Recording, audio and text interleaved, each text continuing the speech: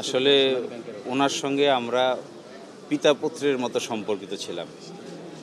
আমরা যে জুনিয়র ছিলাম এটা কখনো মনে হতো না।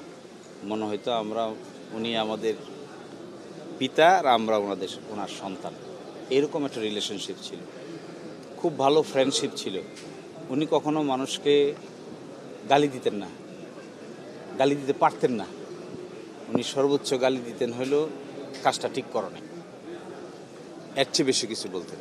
আর আমরা তাতেই বুঝতাম যে উনি অনেক বড় কথা বলছেন, কাজটা ঠিক করো নাই বলছেন, এটাই অনেক বড় কথা, এর চেয়ে বেশি বলতেন না। এবং তিনি কখনো আশাহত দেখি নাই, সবসময় বলতেন আল্লাহ একটা পথ বের করে দিবে, পরিবেশ যত কঠিনই হোক একটা পথ বের হয়ে যাবে। ধৈর্য ধরে কাজ করা হলো আমাদের কাজ, আইনজীবীর কাজ হলো চেষ্টা করা, আর বাকিটা আল্লাহর উপর ছেড়ে দিতে হবে। আর একটা জিনিস আমাকে সাংঘাতিকভাবে মোটিভেটেড করে, উনি যদি আমাদেরকে কোনো কিছু বলতে চাইতেন তাহলে উনি প্রক্রিয়া করে বলতেন।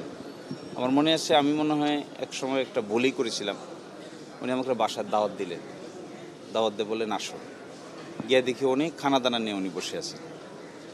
আমি ওনার সঙ্গে খেলাম, উনিও আমার সঙ্গে খাওয়ার পরে আস্তে আস্তে বললেন যে আমি কি ভুল করেছি। আসলে এত সফিস্টিকেটেড থিঙ্কিংয়ের লোক ছিলেন, অত্যন্ত উঁচু দরের চিন্তা ভাবনা করতেন তিনি। এবং খুবই ইন্টারেস্টিং, আজকাল আমরা মানুষের মধ্যে যেমন ঔদ্ধত্য দেখি, গর্ব অহংকার দেখি, উঁচু গলায় কথা বলতে দেখি, ক্ষমতার দাপট দেখাতে দেখি, উনি কোনো দিনই এটা পছন্দ করতেন না। উনি সবসময় আইনের শাসন প্রতিষ্ঠা করার জন্য বিনম্র চিত্তে চেষ্টা করতেন। কোর্টের প্রতি ছিলেন বড় ধরনের আস্থাশীল। কোর্টকে উনি কখনো এলোমেলো ভাষায় কথা বলতেন না। পরিবেশ যাই হোক না কেন ধৈর্য ধরে আস্তে আস্তে বলতেন। যিনি এখন বোঝেন নাই, আমি হয়তো ভালো করে উপস্থাপন করতে পারি নাই, এই কারণেই বোঝেন নাই। আমি ভালো করে উপস্থাপন করি, তারপরে উনি বুঝবেন।